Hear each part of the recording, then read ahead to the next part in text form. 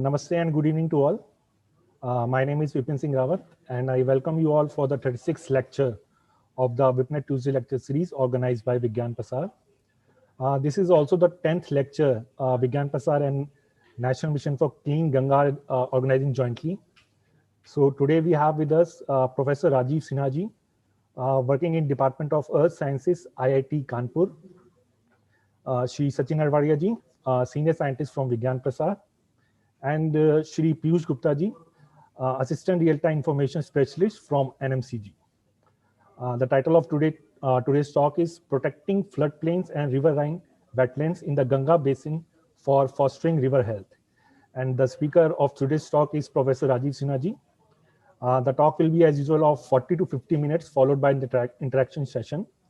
So I request all the WIPNet clubs and viewers who are watching us live on YouTube that if you have any questions or query in your mind, so you can please type it in the chat box of the YouTube. We will take your questions after the session is over. So as this is our 10th lecture with Namami Gange, I think previous we have conducted the 9th lecture. I think all of you have enjoyed those lectures. It's briefly about the river Ganga and the floodplains and the river line about it. So today also we have a great speaker with us from IIT Kanpur. So I hope that all of you will enjoy today's talk. So without taking much of your time, I will now invite Shri Sachin Arvadia ji to please welcome our guest and give a brief introduction about our today's speaker. Over to Sachin ji. Namaskar, sir.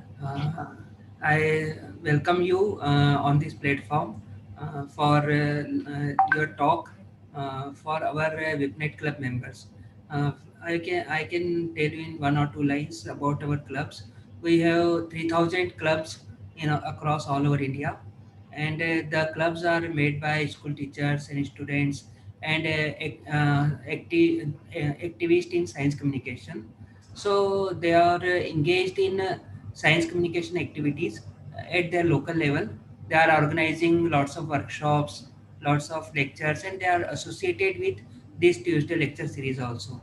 We organize this lecture on Zoom platform, and also it's available live on YouTube, and it's get recorded also on YouTube for post live viewership.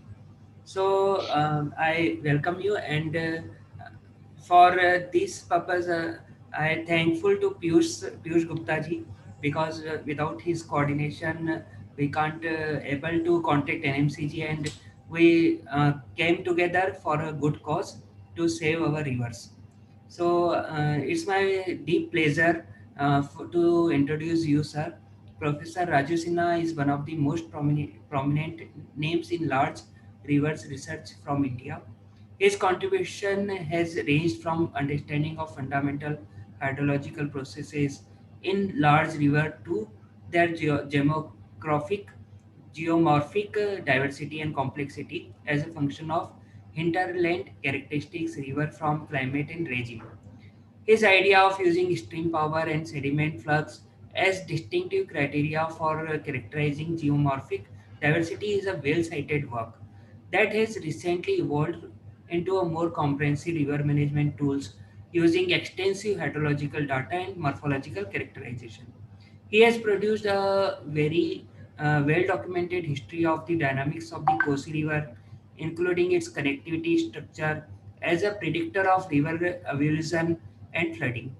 He has also worked several other projects in the Ganga basin related to hydrological and sediment transport modeling, environmental flows, river health, and food risk assessment. Professor Sinha has published more than 150 papers with over 6,000 citations. He is a recipient of many prestigious awards such as Alexander von Humboldt Fellowship in 2000 and National Mineral Award in 2002, and so on. He is a fellow of Indian Academy of Sciences, Bangalore, and National Academy of Sciences, Allahabad. We are having great pleasure, sir, and great honored that you are with us now, today. And we are lucky that we will hear a lecture from yourself. So, for this purpose, I am welcoming you to give a talk on the topic as mentioned. Thank you, sir. Thank you very much. Thank you, Sachin ji. Before we start the session, I think we have with us Shri Rajiv Mishra sir from Director General National Mission for Clean Ganga. Thank you, sir, for joining with us. It's really a privilege that you have joined for this session. So we just want few words from you, your blessings for this lecture. So over to sir. Thank you so much, and I'm really very happy to join this session. At least for some time, I have a meeting in Niti Aayog, so I would have to go there. But let me share with you, Professor Rajiv Sinha. We have got a very close association from our mission with him, and the kind of depth of knowledge we has got, and the kind of commitment with which he has taken up several research projects. We have been really very much benefited with his knowledge and his experience in this field. And the topic is really very important. And then basically we are talking about floodplains and then wetlands and then how they are important for the river health. And this is something which is very, very critical, very, very significant in our Namami Ganga mission also. और हम लोगों ने अपने mission में भी नदी को केवल गंगा जी की मुख्य धारा तक सीमित नहीं रखा है, और प्रोफेसर सिन्हा जी को पता है क्योंकि he was also part of जो एक Ganga river basin management plan बना था आईआईटी कंसोर्शियम के द्वारा, तो उनको ये पूरी बातें पता है। और इसमें हम लोगों ने इसलिए एक हमारे यहाँ गंगा अथॉरिटी ऑर्डर 2016 में निकाला गया, जो कि एक बहुत बड़ा बहुत अच्छा फ्रेमवर्क है फॉर रिजुवनेटिंग रिवर्स। और उसमें अगर आप देखेंगे एक बड़ा प्रिंसिपल है that Ganga will be manage as a single system. जब हमें बात करते हैं Ganga river Ganga would be manage like a single system, and उसमें फर्दर हम एक्सप्लेन भी करते हैं कि the river is main river, जो हम मुख्य धारा बोलते हैं गंगा जी की मुख्य धारा, सहायक नदियाँ, छोटी छोटी नदियाँ, वेटलैंड्स, ताल तालाब जिनको हम नॉर्मली ताल तालाब, पोखरा, झील बोलते हैं जो टेक्निकली वेटलैंड है, और साथ साथ फ्लड प्लेन। फ्लड प्लेन बहुत ही महत्वपूर्ण है, वो समझ लीजिए नदी की अपनी भूमि है, उसको हम कैसे प्रोटेक्ट करें, कई काम हम लोग कर रहे हैं, but I will not get into those details.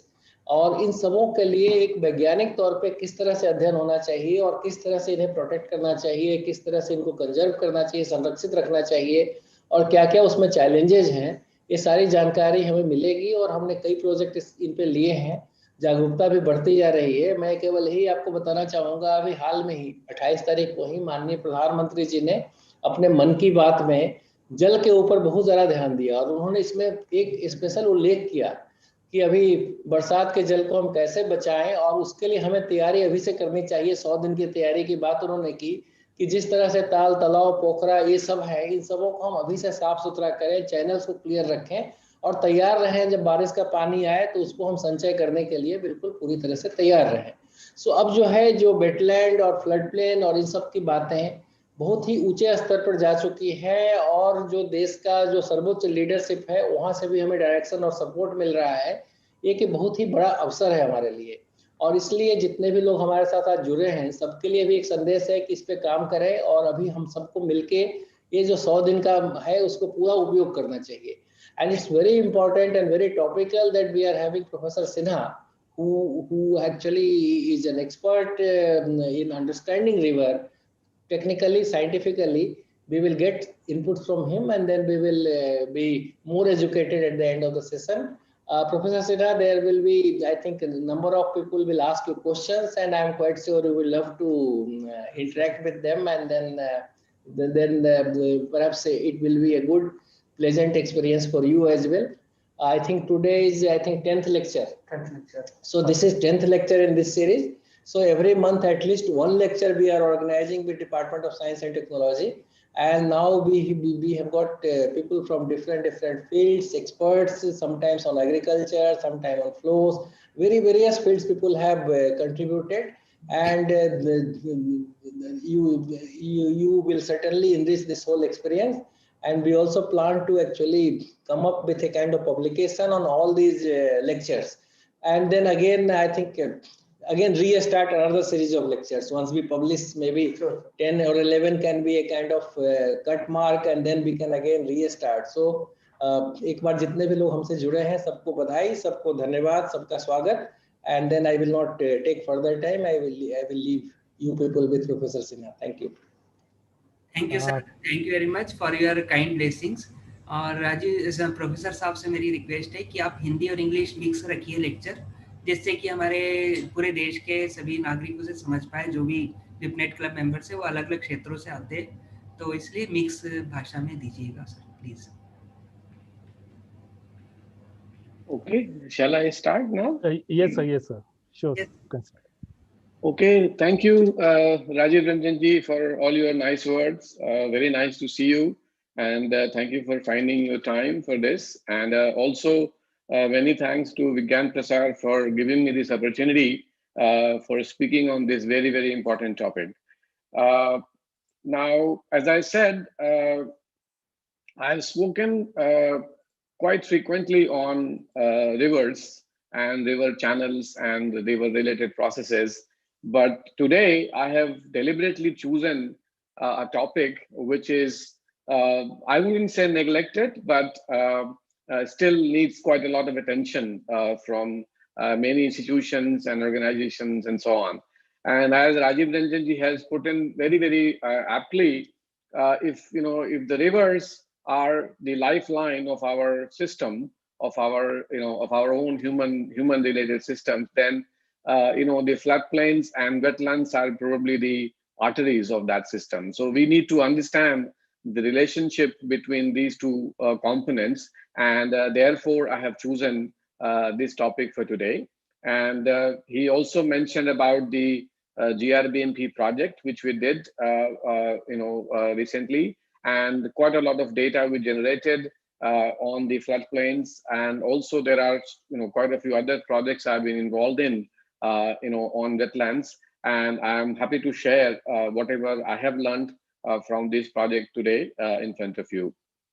I must acknowledge right in the beginning the help and the financial contribution which we received from various organizations, notably the Ministry of Water Resources, of course, now of course called Jal Shakti, which initiated this whole program of the National Ganga River Basin Management Plan. And then of course on wetlands, we have done quite a few small projects with WWF India. And I acknowledge both the funding agencies before we start this talk.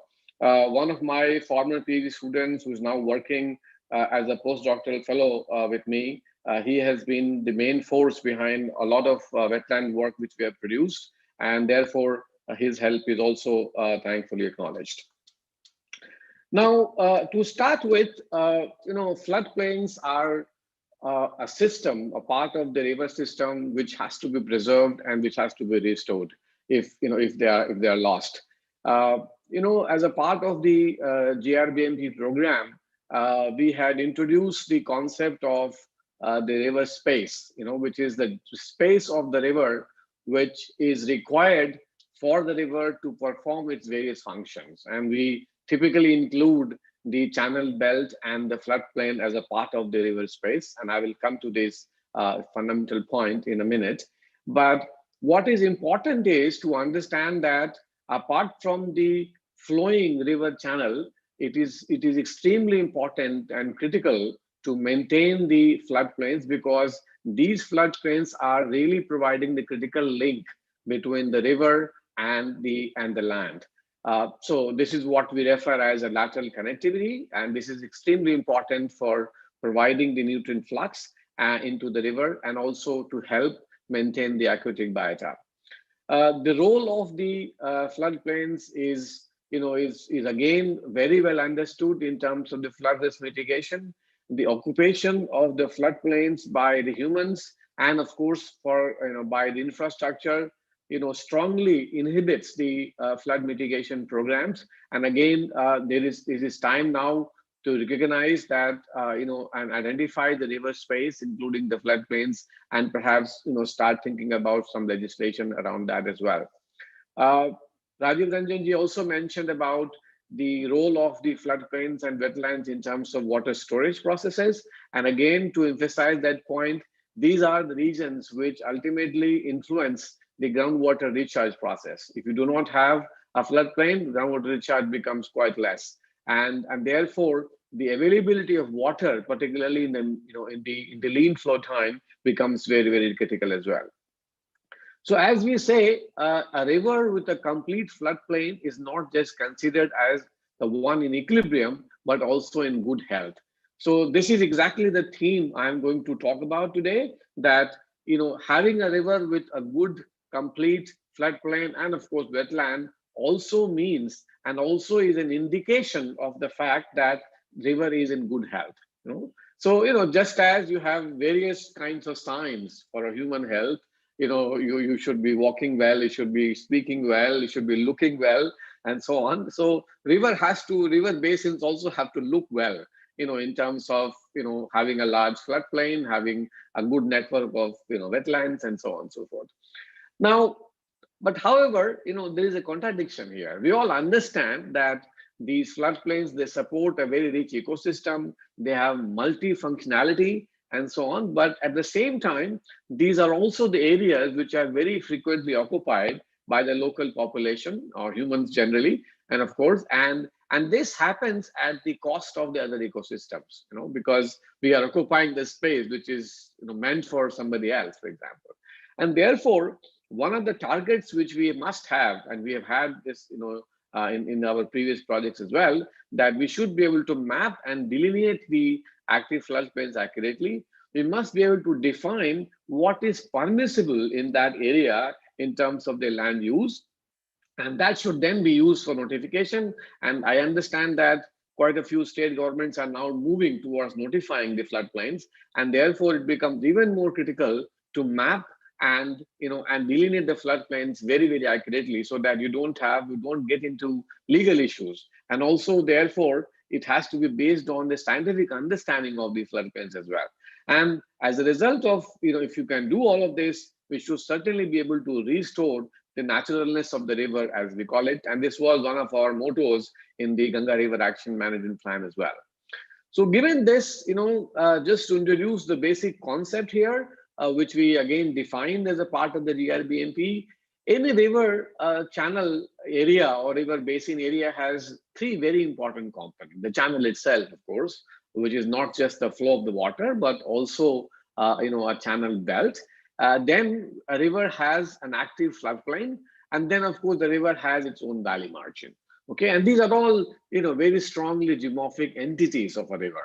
एक river की अपनी रूपरेखा होती है, उस रूपरेखा में river की एक valley होती है, एक river की एक channel belt होती है, और river जिस area को regularly flood करती है, उसका अपना area होता है. इन चीजों को आइडेंटिफाई करने के लिए हम बहुत सारे टेक्निक्स और क्राइटेरिया यूज करते हैं जो बहुत सिंपल होते हैं. And this is something which we did. We can use the topographic data set, we can use our understanding of the floodplain features, and then we can map this area as accurately as possible. And after that, the channel belt and the active floodplain, these are the two components of the system which we would like to define as a river space, which means that this space must belong to the river all the time, and you must not allow any other purpose or any other functionality to be, that space to be used for. And that is really, really critical, to understand that. Now, this also leads to, the classical concept of, I'm sure all of you know the floodplain zoning concept, for example. This has been, this is nothing new, and we have been doing this in many parts of the country or many parts of the world. So this whole concept of floodplain zoning concept, of course, has been there, where we recognize different zones, different zone 1, zone 2, and zone 3, channel belt as one is called. Then we call this as the regulatory floodway, and then we call this as the floodplain fringe. Now, just to remind you that, these concepts and these ideas have always been there. But again, the perspective of these concepts has been mostly based on hydrology, how the river floods, how the river inundates, how much area is inundated, what is the frequency of that flood, and so on. And these, zonings, of course, has some, some legislative context as well. For example, zone 2 is a restrictive zone, and only development related which are essential are allowed. Zone 3 is a warning zone, and so on. But all of these have been primarily based on the flood frequency analysis, and they have often led to hard engineering solutions such as embankment, for example. Okay. Now, in the modern day concepts, the entire idea of this classical flood zoning is giving away, to a slightly modified concept of the floodplain zoning, which is called the hydrogeomorphic approach.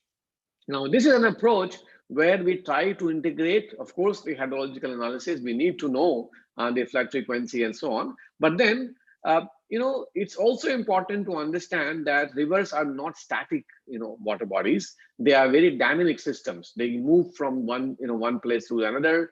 And it's not just the channel, but the floodplains also will change through time as well.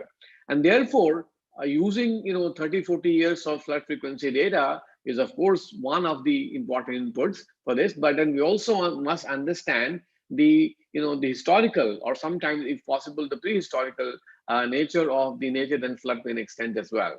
Okay, and it's only on that basis we can define what I call as a river space, for example. The other thing is that we also, having been aware of the fact that most of the floodplains are heavily occupied, not by just people, but also occupied in terms of the non-permissible or non-desirable land use, such as even agriculture, for example, or industries, for example. It is very important to understand the current and the desired land use and land cover in those areas. And based on these, plus the channel and the sediment dynamics, we should then be able to identify the hotspots of the region where the river is highly modified, where we need more restrictions, where we need mitigation, and so on. So only when you include all of these ideas into the floodplain zoning, including the historical extent processes, including the land use land cover analysis, and of course the channel and sediment dynamics, then only I think we'll be better equipped to understand how a floodplain has to be delineated and defined. I will, give you a very quick example here. We did we are, in fact, still working on this project. This is a World Bank funded project on the Jammu, on the Tavi River in Jammu, where we are trying to integrate, perhaps for the first time, trying to develop the flood management system based on hydrogeomorphic approach. And here, we have done, for example, about 30 to 40 years of maps, we have generated for this stretch. This is Jammu city here, and downstream of the Jammu city, we have developed this entire map. And what you see here is actually not just a map of the modern day channel, but what you actually see here, a historical extent of the channel belt, and as well as the historical extent of the floodplain. Now, based on this analysis, we are then integrating that with the hydraulic modeling using flood, and inundation models and so on. The other thing which we have also generated based on the planform morphology, we've also identified the hotspots of channel dynamics and siltation. And these two information are actually being integrated together, superimposed on the inundation map, which are being generated from the hydraulic modeling. And then we are suggesting a combination of hard and soft engineering solutions in terms of embankment. Some places, yes, of course, floodplain zoning, for example, and land use regulations and resettlements. So it's a combination of these, solutions which are being proposed here. And again, a very strong basis of these solutions have come from such kind of understanding of the floodplains and the channel dynamics as well, for example. Now, as a part of the Ganga River Basin Management Plan, we did develop, the maps of the active floodplains along the river. I'm sure many people at NMCG have seen these maps before. There was, it was a huge amount of work which we carried out from Haridwar all the way down to Farka, and we delineated the valley margin and the active floodplains and so on. This is one of the outputs from the phase 1 of the DRBMP. Unfortunately, we kind of stopped here. I think we still have quite a lot of few next steps to be done. This was a one-time mapping which we did, but I think we need to continue that to establish a very similar kind of data set which I just showed you for the Tavi River, to understand and establish the historical extent of the channel and floodplain to define the river space. The problem is that the moment you want to notify these floodplains, you must have a much stronger scientific basis to do that, and that has to be based on not the modern day setting of the river, but also on the basis of the historical, analysis as well. So you can actually know what is the zone in which the river has been oscillating, and what is the zone under, in which the floodplains have been oscillating as well, so that the future areas can also be identified which are likely to be flooded as well. And therefore, we need to go, and then you integrate that, understanding with the hydrological definition of the river space, which we normally get from the flood frequency analysis. We then must still, do the land use dynamics and then identify the hotspots of changes. We must then do the floodplain zoning and permissible land use. Remember that Ganga is also a river which is very important from the socio-cultural point of view as well. And therefore, many of these floodplains at several locations also form the places where large-scale socio-cultural activities take place. Good examples are, of course, Haridwar, Banaras, and Prayagraj, where large-scale gatherings of the people actually happen as well. And therefore, protecting these floodplains, it also has a socio-cultural importance, at least for the in the Ganga context as well. Now, unless we have all of these components ready, there is no way we can develop a policy or even go for a legislation or notification. This is the point I wanted to emphasize, because there's already some effort going on at the state level, and therefore, I would say that without some of these understanding, it will be very, very difficult to legalize this whole process of the notification and the floodplain legislation and so on. There's something which I think we must talk about, and discuss further as well. Now let me switch to another component of the floodplain, which I have been mentioning, and that is the riverine wetlands. A river has an active floodplain, which I have mentioned as a part of the river space, but the river also has a slightly older floodplain, which the river doesn't flood anymore. But this floodplain is extremely important as well, because these are what we call as a negative relief of the flood of the rivers, basically, right? Any large rivers have, and because of the dynamics of the river, because the rivers are moving from one place to the other, the floodplains also keep on moving. But these older floodplains, they maintain that negative relief for a very long time. And it is this negative relief of the floodplain where we develop the floodplain lakes and wetlands. Okay. Now, these wetlands, once they develop, they become a very, very unique ecosystem, as well. And they are the ones which support a much, much richer biodiversity than the floodplain itself, for example, right? So these floodplains have, they perform multiple functions, not just in terms of supporting a very rich biodiversity, but also perform, a lot of filtering, processes. For example, the water cleaning, the sediment, trapping, organic pollutants trapping, and so on. As a result of that, these wetlands are sometimes also called the kidneys of the landscape, because they absorb a lot of these, pollutants and sediments and so on, and therefore they allow the filtered water to go through the systems as well. And don't forget that wetlands are being used or have been used as well to, for flood reduction. They have been used as a storage system for buffering the effects of the flood, because they act like a sponge. For example, they will expand when the flood comes. They will store a lot of water by the time the river, the water reaches to the river as well. So there are multiple functions of these floodplains, but despite this, enormous importance the wetlands have in terms of their ecological and the geomorphic functions, these are being lost at an alarming rate. And I will throw you some numbers in a minute. We have done a pilot study in the Ganga basin, and I will show you the number, and you'll be amazed to see the rate at which these wetlands are being lost from the system as well. So with this note, let me start with the wetlands, understanding. The riverine wetlands, are abundant in the Ganga basin, and they occur in a variety of geomorphic settings. This is one example from North Bihar, where we have millions and millions of these wetlands here. One of them is a very large wetland called Kabartal, which has just been included as a very important Ramsar site.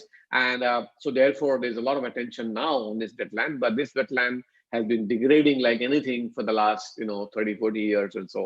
So this is a very detailed map which one of our students, Manudev Singh, prepared as a part of his PhD, and you can see that this is not the only one here. There are hundreds of wetlands in that whole region as well, and they're all of they all have very interesting shapes and sizes, and there are all kinds of ways of classifying them. Abandoned meanders, alluvial wetlands, oxbow lakes, and so on. And these are really, really beautiful features. And there is an interesting story about how they evolve, how they form, how they also get can get naturally lost and so on. But that's a separate discussion in its own right. But I think let us try to understand, why do we want to look at this wetland, and why are they important, and what are the major issues, what are the points which we are missing as on today. सबसे पहली बात कि इन wetlands को अच्छी तरह से समझने के लिए उनको क्लासिफाई करना जरूरी है। आप जो डिफरेंट तरह की जो वेटलैंड्स आपने देखी, उनकी अलग अलग टाइप्स हैं, उनकी अलग अलग मॉर्फोलॉजी है, और उनको क्लासिफाई करने के लिए एक समझ की जरूरत है। तो वो एक सबसे बड़ी इंपॉर्टेंट बात है। दूसरी बात है कि वेटलैंड की जो बाउंड्रीज होती हैं उनको डिलिनेट करना जरूरी है। Again, just like the floodplains, we are also talking about the notification of the wetlands itself. Now, what is important is, and which is what is being done, unfortunately, by many of the authorities, that whatever area the wetlands are covered with that water, they want to notify that wetlands. I mean, this is absolutely grossly wrong. Because these wetlands have their own catchment, they have their own boundary and natural boundaries, and therefore it is very important to understand and map these boundaries very, very clearly. They are geomorphic entities, they are geomorphic features, and therefore they have a very, very, very fixed boundaries as well. Simply because a part of a wetland is occupied by agricultural lands or by human habitations, that does not redefine the boundary of the wetlands as well. So I think there has to be a stronger basis of identifying these boundaries. Now, it's a different matter altogether whether those parts of the wetlands are occupied or not occupied. But I think scientifically you must identify the boundary correctly and then notify the usage of those areas accordingly. That's one. The third point I would think is that it is also very important to distinguish the wetlands with waterlogged areas. Every piece of land which is covered with water is not a wetland. Okay, in a floodplain setting, there will be a lot of other areas which will be filled with water. There are low-lying areas. There are waterlogging happening because of several reasons, including anthropogenic reasons. And it is very important to distinguish these two areas because they have very, very different conservation strategies. You would like to get rid of the waterlogged area, whereas you would like to preserve the wetlands. Okay, so therefore, a lot of these atlases which are published by several agencies in the state and at the national level, they have not, tried to distinguish the wetlands and waterlogged area. That's a very, very critical point, and I keep telling them about this. A fourth point is that when a wetland starts to degrade, okay, one of the most important reason why this happens is because it loses its hydrological connectivity with the adjoining channels and its catchment. Okay, and therefore the assessment of how the hydrological connectivity has changed through time is perhaps one of the most crucial thing to do before you start even thinking about restoration of the wetlands. Because if you do not know what are the disconnections this wetland actually has had, you cannot restore it as well. It's not a bucket that you bring water from somewhere and then they fill it up. That doesn't work in a system like that, right? You cannot also create new channels and start filling the wetland because these channels are likely to actually silt, and these efforts have been done in many regions, and unfortunately many of them has failed as well. Therefore, it's very important to understand that connectivity. The fragmentation, the wetlands, they don't remain as a single water body for time, and they start degrading. And one of the signs of degradation is that they start developing fragments and they start becoming patchy. And one of the, there are several indices which we use to identify, the level of that degradation. And these are, again, I will show you some data as well. Every wetland may not be degraded to the same extent, right? Therefore, you must identify which one is more degraded, which one is less, and therefore you can prioritize those, wetland for restoration projects and so on. So I will again show you some data and some results of that as well. Now, first thing first, first thing is that, as I said, we must be able to classify the river and wetlands properly, in terms of their genesis. How have they been generated? What is the geomorphic setting? What is the topography? What is the water spread area? What are the natural and anthropogenic features around them? And therefore, we developed this, sort of a revised classification of the wetlands, particularly for the riverine wetlands. We call them as floodplain wetlands or lakes, oxbows and scrolls, marshes and swamps. And then we deliberately distinguish the natural waterlogging and anthropogenic waterlogging, of course. And we wanted to make a point that waterlogging is different from the wetland. They are still water bodies, of course. You can use it for many reasons, but they are not really wetland. They are not supporting an ecosystem, as you would like to have in a wetland systems as well. And then, of course, floodplain, you will have many other bodies of water, rivers itself, the tanks, for example, and of course a lot of other drainages like canals and other systems as well. Again, they are all water bodies, but they're obviously different from the systems as well. So the first thing is to have a solid, robust classification of the river and wetlands, and then understand their genesis properly. That's one. The second thing is to delineate these wetlands properly, and use as much scientific data and knowledge which we have to delineate them. And one of the important data set which is needed to do that is topography. Wetland is always formed in a low depression areas. Therefore, the digital elevation models are the first data set one would like to use, for example. And there are now techniques. Again, I don't want to get into the details of that, but there are techniques you can use to decide the threshold of, in terms of depression areas identification and so on, and then you can map these areas, for example. That's one. The second thing is that, as I said, the wetland would generally form in a low-lying area, but not all waterlogging can happen in a low-lying area. Waterlogging can happen primarily because of drainage congestion, right? And drainage congestions can happen, in the natural setting as well, but it can also happen in anthropogenic setting as well. So if you can match the water spread areas with elevation data together, then you may be able to develop some criteria to distinguish the waterlogged areas and the wetlands. And then on the top of that, you can also add the anthropogenic features like roads, for example, like networks of canals, for example, and then associate each of these water bodies with those anthropogenic features to determine whether they are naturally wetland, natural waterlogged areas, or artificially or anthropogenically controlled waterlogged areas as well. But the important point is that you must be able to distinguish the wetlands and the waterlogged areas. Otherwise, the whole conservation plans actually fails here, for example. Okay, so anyway, we have done quick. We have also developed the ArcGIS or QGIS-based tool for extracting some of these features, and then you can anybody who wants to use these tools, they are more than welcome to contact us as well.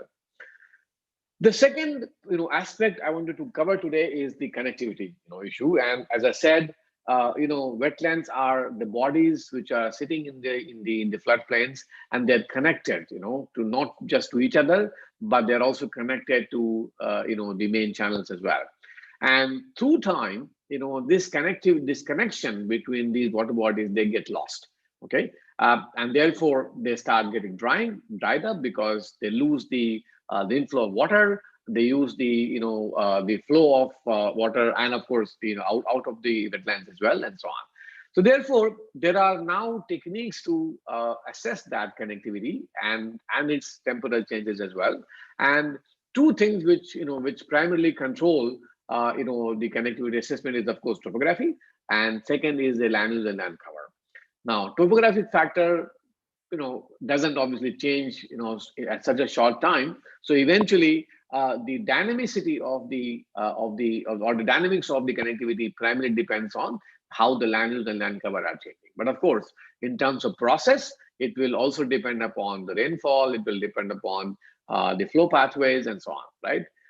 So therefore, this analysis is completely is crucial to to do that if you want to understand how the wetlands are behaving through time. And this is a slightly complicated diagram, but what it tells you that you can have a system which is functionally connected, or structurally connected. For example, you can have a line which is connected physically, but it doesn't flow. So it has a structural connectivity, but it doesn't have a functional connectivity. So if the channel is dry, for example, okay. So likewise, there can be several parameters to characterize the structural connectivity, which is a physical connection, and functional connectivity, which is primarily hydrological part of the connectivity structure as well. Okay, so there are many ways of doing that.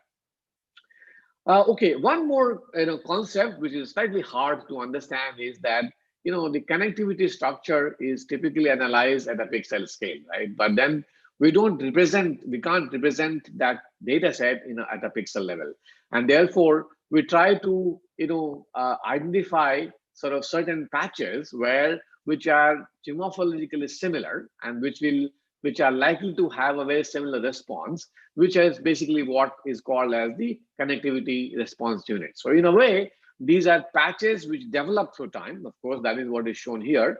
They start developing through time, and these patches also change through time as well, right? So these patches which will have a similar response in terms of the connectivity, they are basically called the connectivity response units, right?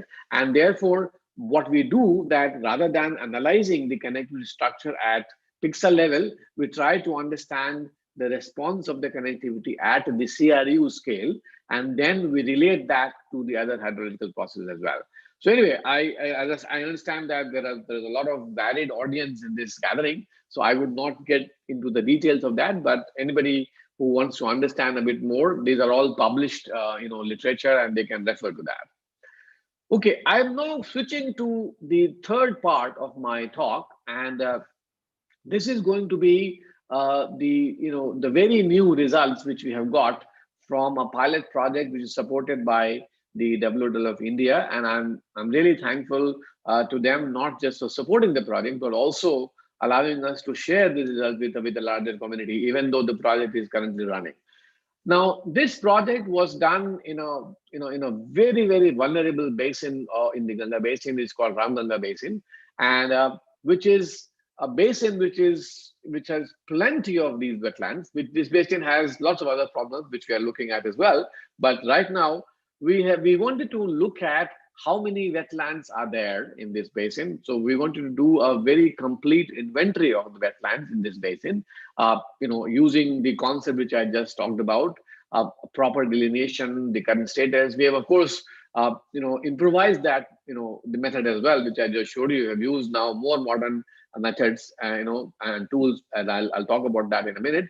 We also wanted to characterize this wetland in terms of their current status, how bad and good they are. We then, did the connectivity analysis of the floodplain wetlands of this basin, and then we would then like to prioritize this wetland for restoration projects as well. So let me share some of these results with you today on this project. So we developed, a pretty new protocol for wetland delineation using the historical data set in a GIS framework. Now, what we wanted to do, of course, we used a lot of topographic data and other things, but we also wanted to verify whether how many of these wetlands have existed through time. For example, how many of them have been lost through time. So we created, a time series data for the entire basin, and then we identified the trends of these wetlands at the historical time scale, right? And on that basis, for example, how many of these have existed in the last 40, 50 years? What is the frequency of their wetness through time? How much area was covered, at a given time? All of these criteria were then integrated together in a GIS module, and then we developed the status of these wetlands and their statistics. We call them as persistent. For example, if they have persisted for a very long time, a reasonably long time during the period of analysis. If they're intermittent, if they have been coming and going, for example, if they are new, which did not exist, let's say 5 years before, but have just appeared, or if they have been lost, which means that they existed in the past, like first 10 years of the data, but after that they have been lost. Have they been intensifying? For example, are they increasing in terms of the area, or are they diminishing? This is a very important, criteria as well. So wetlands are existing, the centroids are existing, but some of them are intensifying, they're expanding in terms of the area, and some of them are diminishing as well. Okay, so we use all of these, criteria to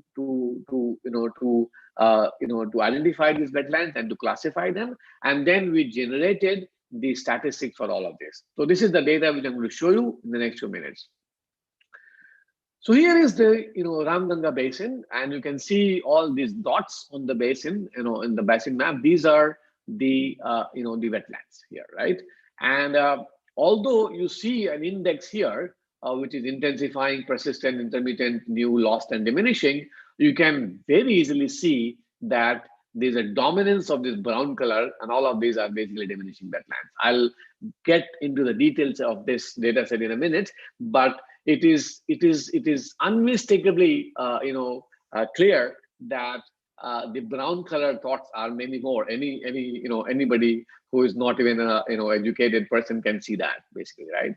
So जो brown color के जितने wetlands हैं, they are all the wetlands जो सब diminish कर रहे हैं. They are all being lost gradually. For example, there are a few of them which are lost already. You can see the pink ones here, for example. There's some new ones which are coming up, and then there are a few ones which are intensifying as well, and so on.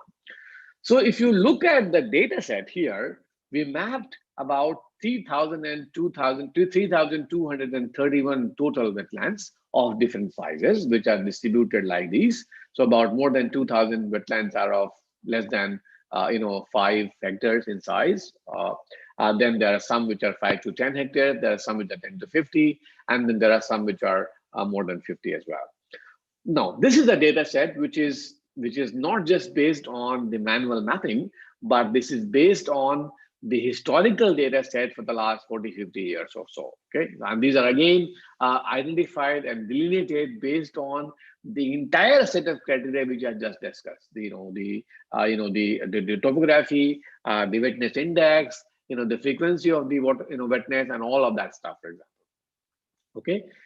Then these are some statistics, by the way, and you'll be amazed to see these statistics. Okay, the left-hand panel here, this 4 circle which you see, the pie chart, they show you the number of the wetlands of different sites which are presently there and their current status. Okay, and you can see that the green color is again dominating in all sizes, and all of these are the wetlands which are diminishing. There is a sizable number, I would say, in all of these classes which are lost, the red colors which are shown here. And then of course there are some which are intermittent, there are some which are intensifying as well, which is a great sign, which is really great to see that there are some which are intensifying as well. Now, and these numbers are small but still quite sizable, for example, and these are something which we need to be aware of and which we need to be taken care of as well. The right side diagram again show you the same data, but they are in terms of the area. And we have also mapped the area of each of these wetlands, and you can see that obviously the smaller number, the numbers are large, but the areas are always smaller here, right? And therefore here 10 to 50 hectares, the numbers are small, but areas covered by the wetlands are actually quite large as well. So therefore, both the number of the wetland and the area, they also have to be considered while we plan the restoration plan for them. The small ones, tiny ones, which may be very large in number, but they may not, give you a very, large benefits. They may be slightly lower in price unless they are located in a very critical area, for example. So some of these criteria we'll use when we develop the prioritization for these wetlands as well, so for example. Now here are some data sets which we compiled for each district, so because eventually the wetland management plan will have to be developed in terms of districts, and therefore this district level data is again quite educated. And you can see that 2 districts we have picked up here, Bareilly and Rampur, which are extremely critical. They are the districts which have the largest number of the wetlands as well. And you can see the number of the diminishing wetlands is absolutely huge. 1163 wetlands in Bareilly district and 433 wetlands in the Rampur district are actually getting diminished. They're not lost completely, but they are going to be, and The numbers which are lost here, again, quite sizable here, 171 and 121 here as well. But the numbers of some of the persistent wetlands, which are again quite good, 56, and some of these are, by the way, the human intervention related wetlands, like the canal related or barrage related as well, but that's okay. Now, having said this, these are the numbers. I think the next exercise we wanted to do was to understand how are these distribution of the wetlands and their current status is related to the connectivity structure of the basin as well.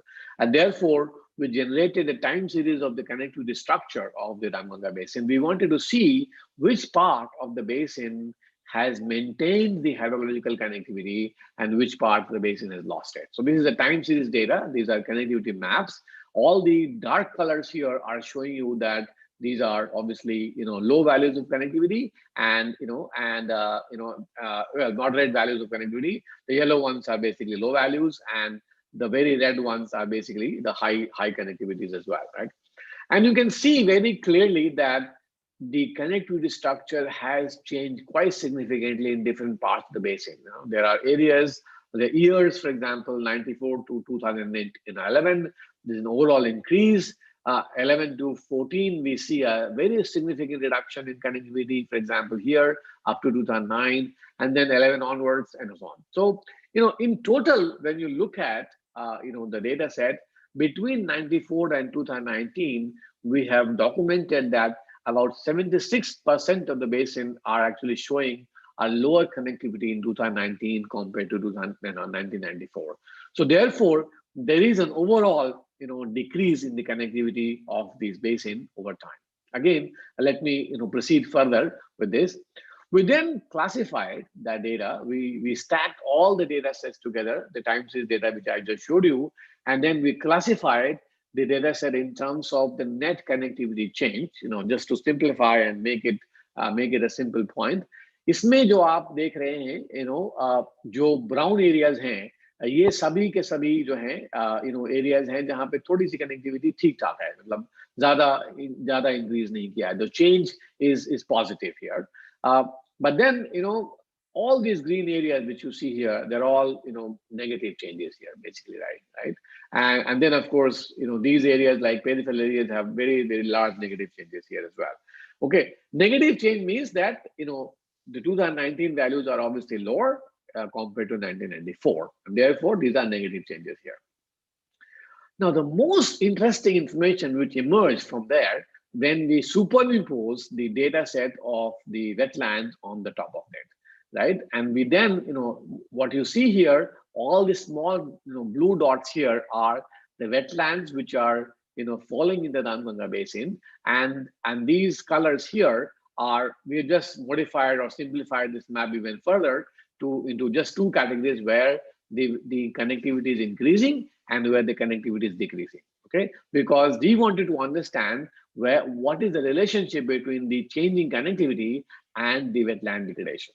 Okay. Now, the colors of the wetlands have been kept here same, but I will show you some, diagrams, later on, and the data set. It was very difficult to color code these wetlands as well in terms of their intensifying or other things. But if you look at the data in detail, what we found was that the areas which are decreasing in terms of connectivity, they also have a large number of wetlands which are also diminishing. So there was a direct relationship between the decrease in connectivity and the diminishing wetlands as well. But remember that we also found inverse relationship in some places. We found the diminishing wetlands, in some areas, but they are also, but they were not the areas where the connectivity was decreasing as well.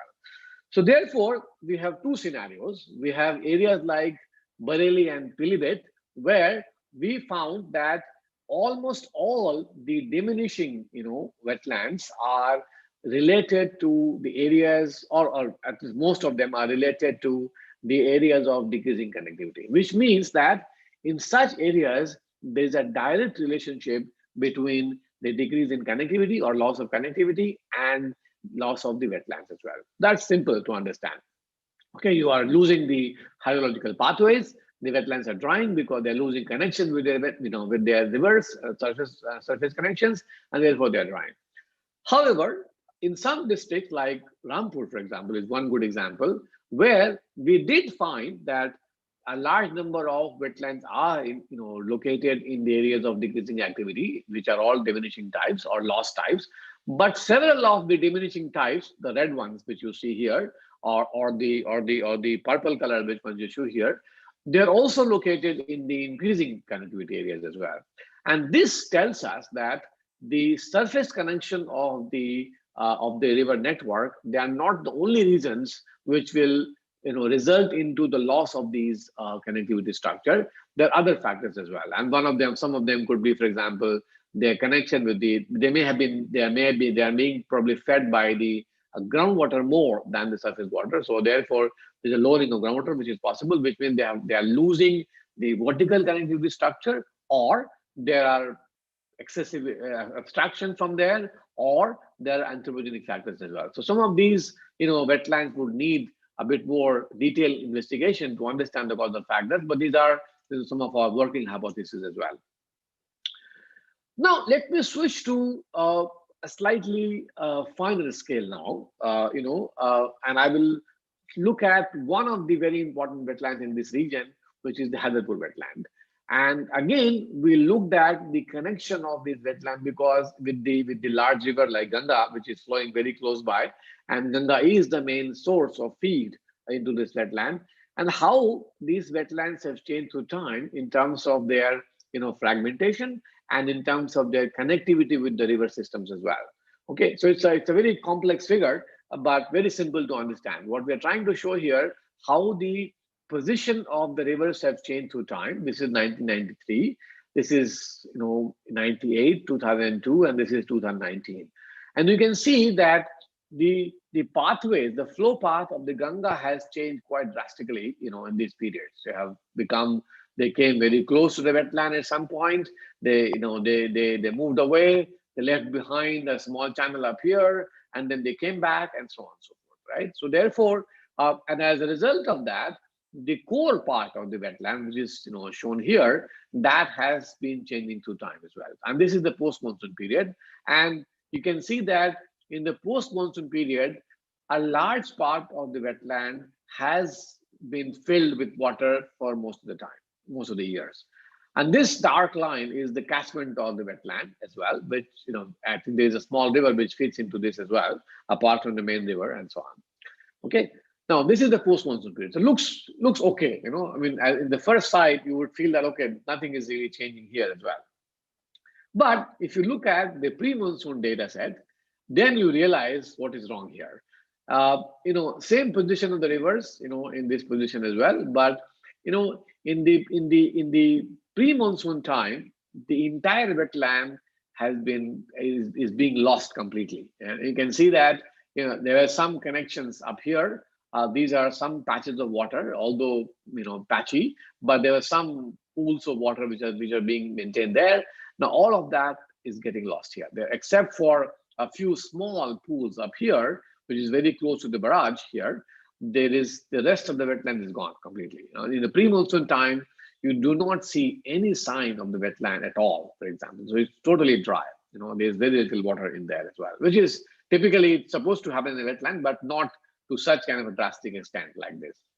So, and this is the data which you see here. This is basically, there are many parameters, which we can use to characterize the fragmentation, as I mentioned. You can identify a large core, a medium core, a low core, edge and patch, and so on. These are standard terminology which are typically used by ecologists, but we are trying to import these terminologies here in the wetlands as well.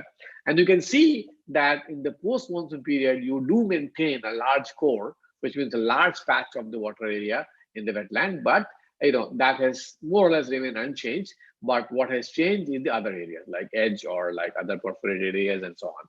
But in the pre-monsoon time, you don't see any core at all. All you see is a very small low core, and you see some very, very patchy water bodies and so on. So again, if you compare these two scenarios, you do see that there is a significant degradation of this wetland as well. Okay, I think I'm running out of time, but I'll rush through very quickly.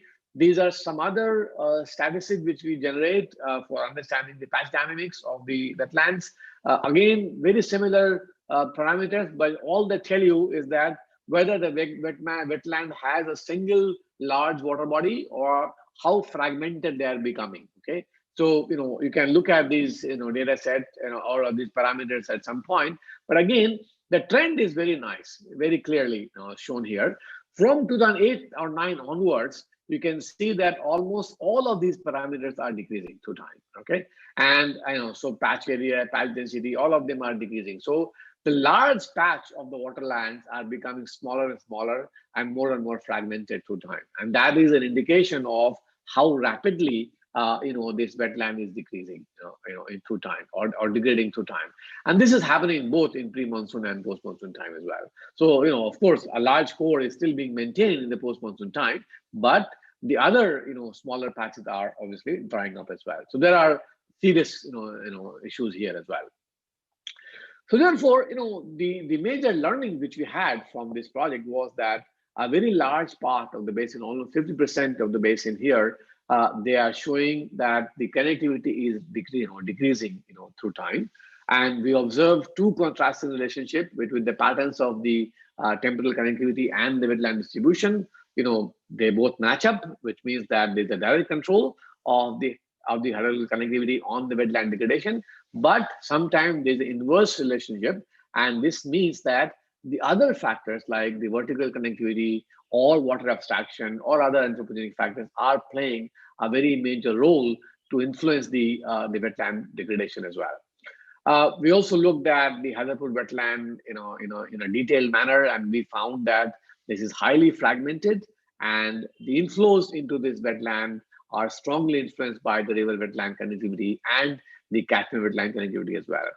And therefore, we conclude from here that any wetland restoration effort, at a scale like this, must consider a very integrated approach of reviving the connectivity structure with the catchment as well as managing the river flows.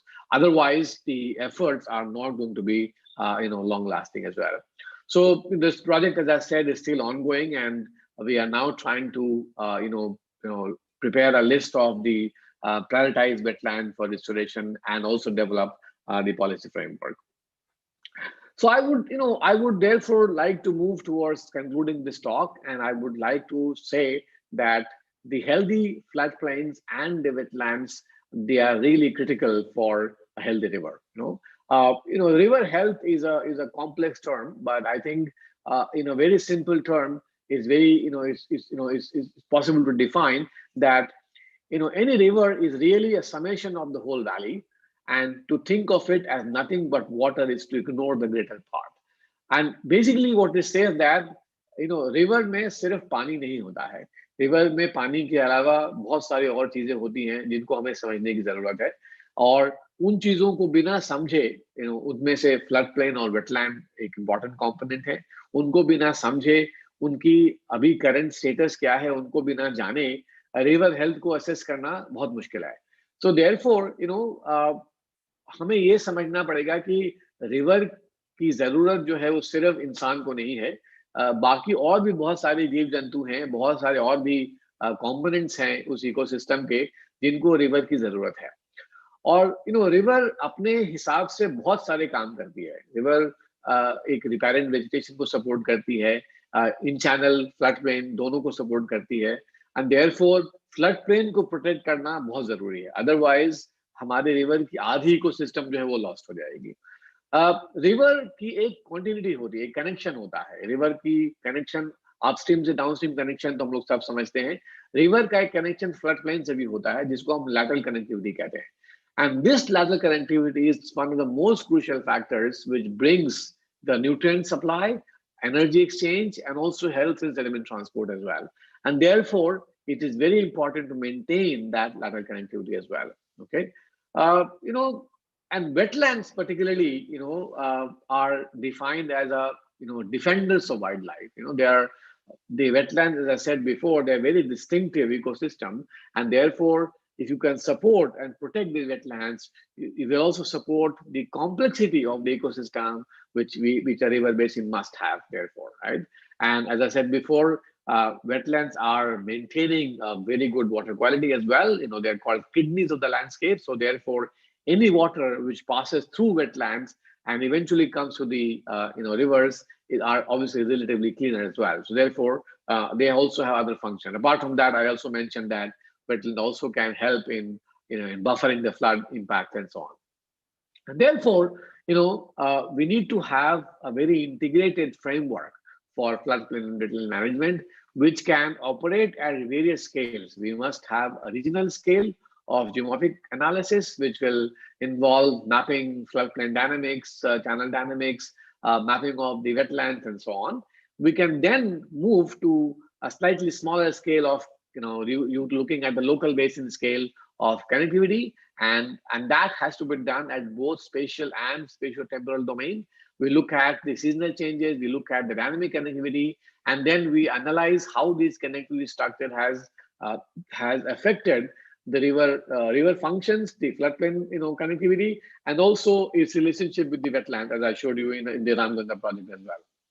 We can then look at the selected wetland, which are important, which are large enough to understand their individual dynamics in terms of their fragmentation, in terms of their seasonal and annual variability, and primarily a change through time, as to how they have changed through time, and what are the factors which are ultimately relating them, which are causing this change.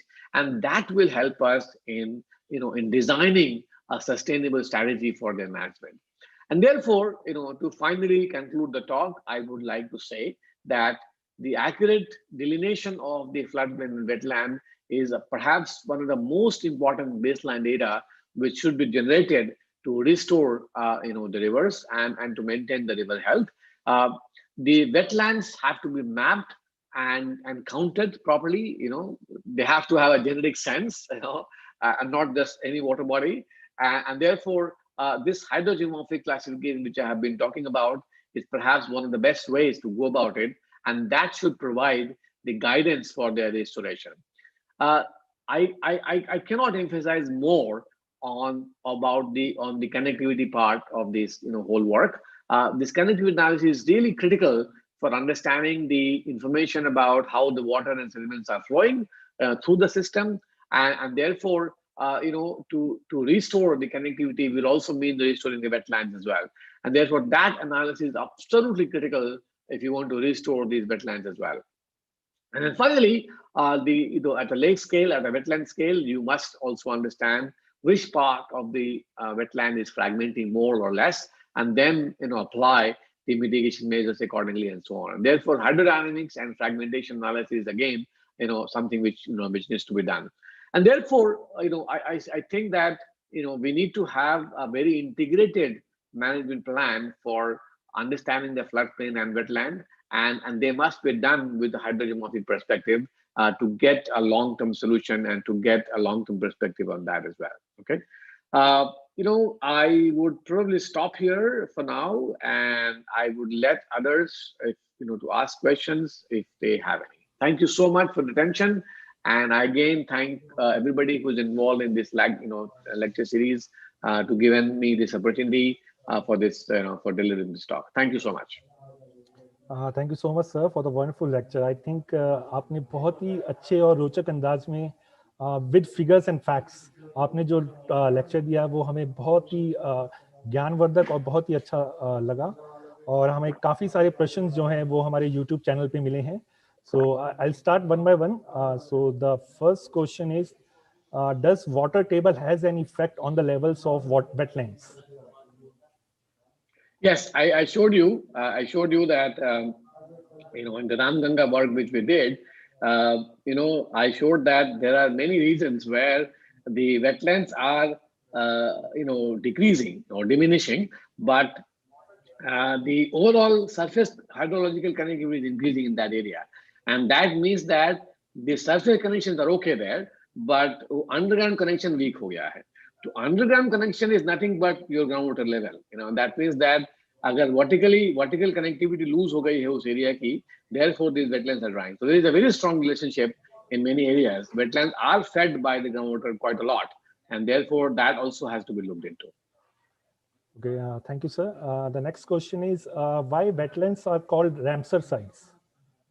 Oh, the Ramsar, they're not called Ramsar sites. Ramsar Convention is a, Ramsar Convention was done, I think, way back in 1960s to identify the wetlands of international importance. Okay.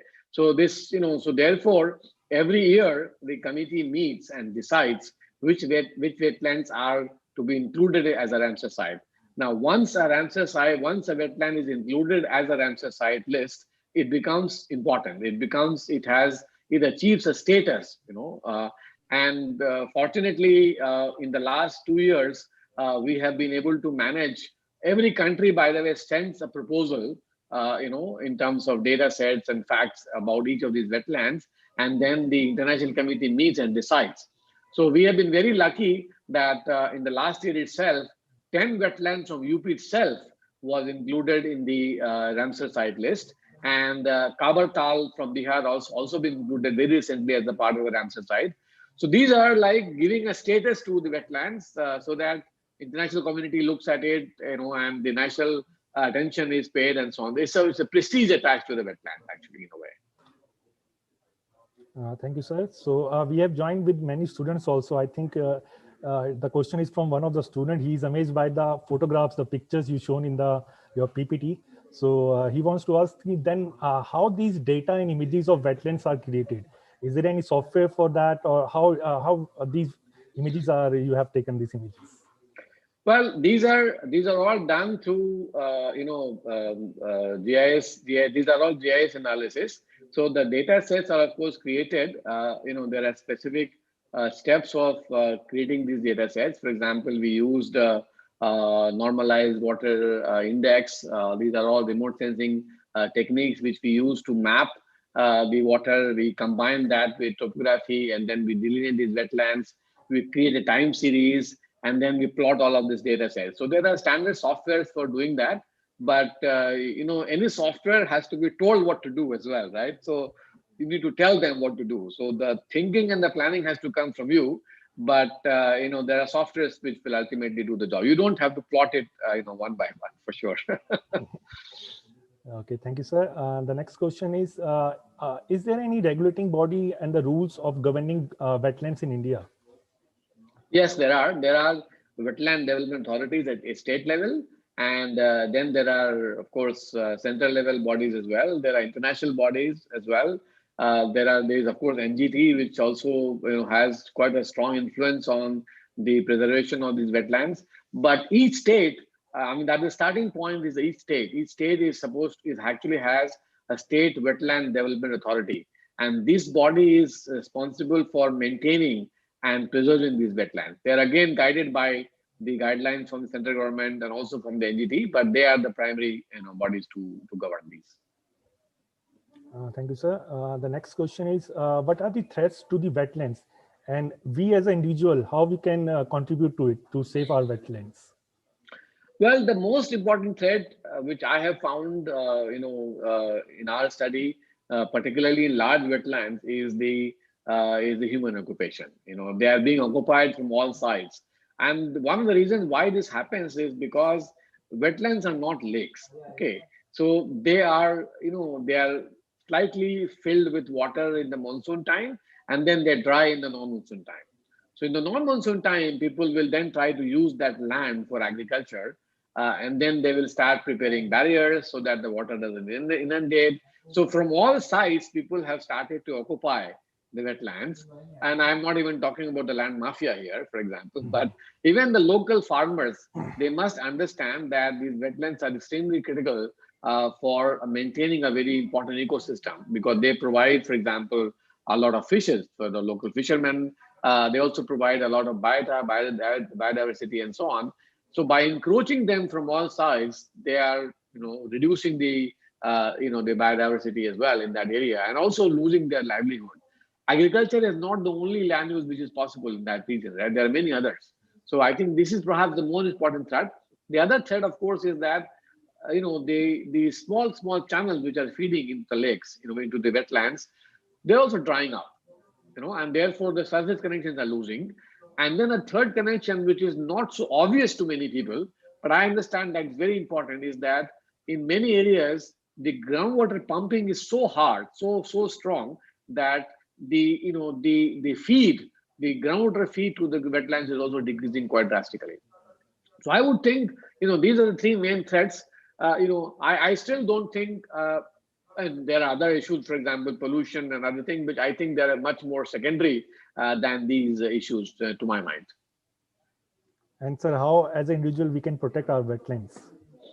I think we need to, this is where the community efforts are very important. See, some of the problems which I have just said, a lot of these can be resolved through community efforts. The people have to be told that this is not good. The problem sometimes in our country is that we want everything to come from the government.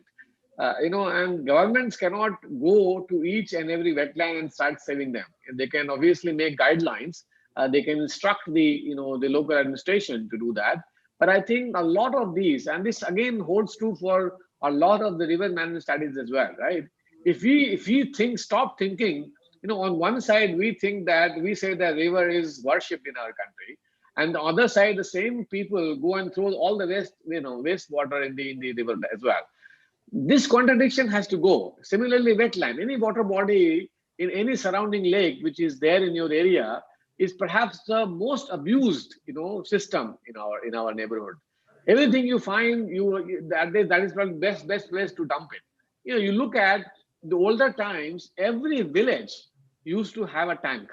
It was perhaps one of the most common, system in each and every village. You now go and see, or either all of these tanks and lakes have been lost, filled, occupied, built houses, or there is such depleted state that you cannot even stand there, basically. And this is something, something has to do with this has nothing to do with the government, right? This has to do with the local people out there. So unless they understand that it is their, system which has to be preserved and conserved, nothing is going to change, So I think as an individual, all of us can contribute to that cause. Thank you, sir. So we'll move to the last question. Is there any website where we can get the data about the wetlands? There is no central database, unfortunately, but I think, if you look at the state wetland development authorities websites, you might be able to get quite a bit of information up there. But I don't think there is any centralized website at Delhi level which is compiling all of these data in one place. For example, there are data sets now with for rivers. There is a central database being maintained at the Ministry of Jal Shakti and so on. But I think such kind of wetland inventories, of course, there's also an atlas, which has been developed by the National Remote Sensing Agency, which has developed an atlas of all wetlands across the country. But again, these maps are not regularly updated. There are several issues of mapping in those wetlands, which I highlighted in my talk as well. So you have to look at some of these, and then there are no statistics. They're only maps. So you need to generate some statistics out of that. I think this is one of the efforts which you have done. You have seen the statistics which you have generated for the Ganga basin, and I think a similar statistics if we can generate for all the basins, as well, and keep monitoring them. There's some other projects which I have been involved in, for example, where we are trying to develop a live lake management system where you can have a website which will show the positions of each lake, and it will also show the current status of each of these lakes as well. And you can actually feed new data into the system, and the status will keep on updating as well. So all of these things are under development. But I think the first thing to start in maybe in the Ganga basin, because I'm talking on the platform of the NMCG, therefore I thought I should highlight this point that one of the central things which NMCG should think of now is to develop this, this basin-wise inventory of the wetlands for each state, perhaps, and then not just the inventory, but also the status of these wetlands, and again based on the historical data set, and then how that is changing through time as well. So that's something which are yet to work on. Absolutely. Thank you, sir, for giving us your precious time and answering all the questions. Before we conclude, we have Mr. Piyush from NMCG with us. I know that Piyush ji also have some questions in their mind.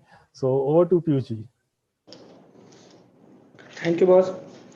सबसे पहले sir को मैं धन्यवाद करूंगा कि sir ने बहुत अच्छे से जो है water body, wetland, water logging area, मतलब कुछ टर्म में डिफ्रेंशिएट किया है कि इस पे थोड़ा सा हमें फोकस। जनरली क्या होता है, वेटलैंड कहने पे सबके माइंड में एक ही चीज आता है कि जहाँ पानी है वही वेटलैंड है। Plus wetland Wetland. जी हाँ sir. Any land which is wet is not wetland, right? A simple thing. और सर ने एक जो है उसकी जो खुद की एक बाउंड्री होना चाहिए, जो वेटलैंड की अपनी एक नेचुरल बाउंड्री जिस पे फोकस किया है, उस चीज को भी सबको समझना चाहिए। इवन दो रिवर में वाटर सिर्फ जो है सरफेस वाटर से ही नहीं बढ़ता है या घटता है, उसका जो रोल जो है ग्राउंड वाटर इंटरेक्शन है, वो वेटलैंड भी काफी अच्छा रोल प्ले करता है उस चीज में। इस चीज पे भी सर का जो फोकस था एक टेक्निकल तरीके से समझाने का, कि वो चीज काफी अच्छा था सर का। और दूसरा सर का जो एक कनेक्टिविटी एनालिसिस है, जो मॉर्फोलॉजिकल एनालिसिस है, ये जो एनालिसिस टेक्निकल एनालिसिस पे जनरली बात नहीं हो पाती है।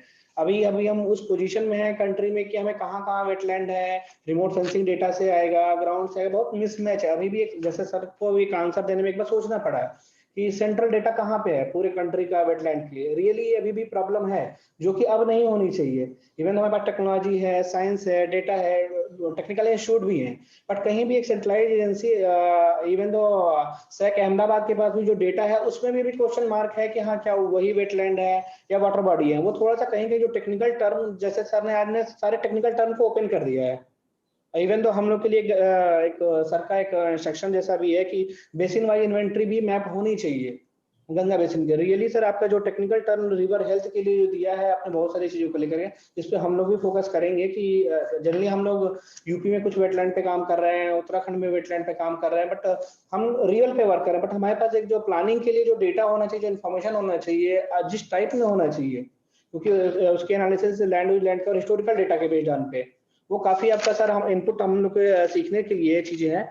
और बहुत सारे जो आपने प्रोटोकॉल बताया है, प्रोटोकॉल दिया है वेटलैंड क्लासिफिकेशन के लिए, उस दायरे में तब जाके उसका हम ट्रीटमेंट करेंगे वेटलैंड को, तो शायद हमारे जो वेटलैंड होंगे फिर से हेल्दी होंगे।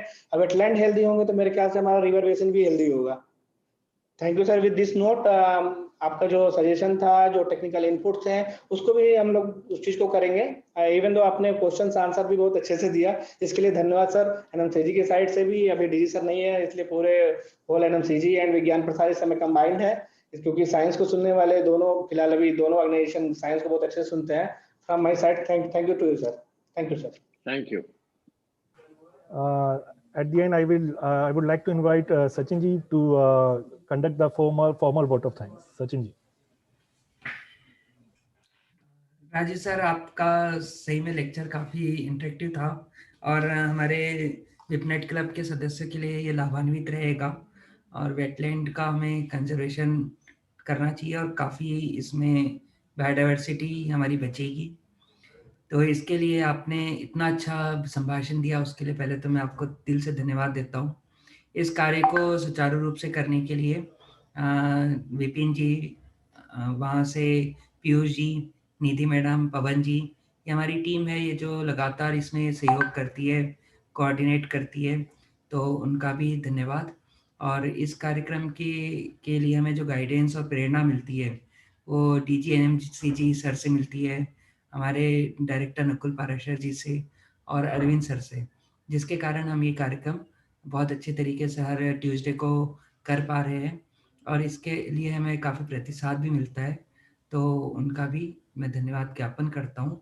और सबसे आखिरी में, लेकिन सबसे महत्वपूर्ण, हमारे विज्ञान प्रसार से जुड़े हुए क्लब के सदस्य हैं जो बढ़ चढ़कर इसमें हिस्सा लेते हैं और इस कार्यक्रम को अभी और बाद में भी कई दिनों तक, कई सालों तक, महीनों तक ये देखते हैं इसे। तो उनके बिना हमारे ये सारे कार्य व्यर्थ होंगे, इसलिए उनके जुड़ाव के लिए, उनके कार्यक्रम में संलग्न होने के लिए उनका धन्यवाद। और इसी के साथ मैं अपने धन्यवाद ज्ञापन को विराम देता हूँ। नमस्कार सर, जय Hind. Thank you, sir. Thank you for joining, sir. Thank you, everybody. It was a pleasure to meet and talk to all of you. And I look forward to all other interesting talks in the future as well. Thank you so much. Yes. Thank you. Thank you. So